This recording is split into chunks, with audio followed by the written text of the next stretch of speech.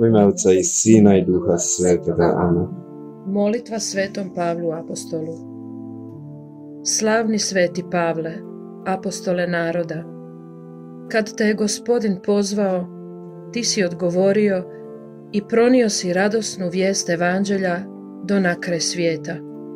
Moli za nas. Da i mi služimo Kristu poput tebe, navješćujući ime Isusovo u dobra i loša vremena, i kad je zgodno i kad je nezgodno. Moli za nas. Da radosno prihvaćamo sve ljude sa sućutnim srcem i bez predrasuda. Moli za nas. Da Krist živi u nama kao što je živio i u tebi.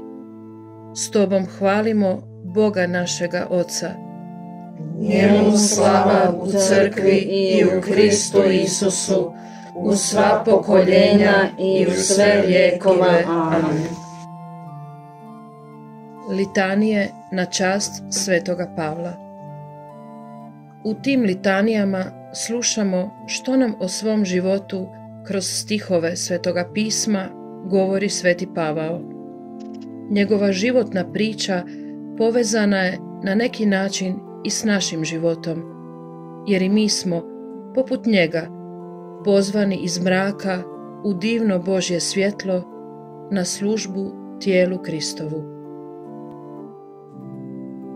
Da čuli ste za moje negdašnje ponašanje u židovstvu, kako sam preko mjere proganjao crkvu Božju i htio je uništiti, te kako sam u prevelikoj privrženosti svojim očinskim predanjima napredovao u židovstvu i nadmašio sve vršnjake u svom narodu. Sveti Pavle, moli za nas. Kao takav, ja sam onaj put progonio na smrt, vežući u lance i predajući u tamnice ljude i žene. Sveti Pavle, moli za nas. Kad se proljevala krv tvoga svjedoka Stjepana i kad sam bio prisutan te odobravao i krvnicima njegovim čuvao haljine. Sveti Pavle, moli za nas. Kad sam bio na putu i približio se Damasku, najedanput me oko podne obasja velika svjetlost s neba. Sveti Pavle, moli za nas. Ja padoh na zemlju i čuh glas gdje mi govori: Savle, Savle, zašto me progoniš? Sveti Pavle, moli za nas. A ja odvrati: Ko si ti, Gospodine? A on mi odgovori: Ja sam Isus, Nazarečanin, koga ti progoniš. Sveti Pavle, moli za nas. Sigurna je riječ i zaslužuje punu vjeru. Krist Isus dođe na svijet da spasi grešnike. Od njih sam prvi ja. Sveti Pavle, moli za nas. Ja sam prije bio hulitelj Boga, progonitelj i nasilnik, ali sam postigao milosrđe jer sam djelovao iz neznanja kad još nisam imao vjere. Sveti Pavle, moli za nas. Sada živim, ali ne više ja, nego Krist živi u meni.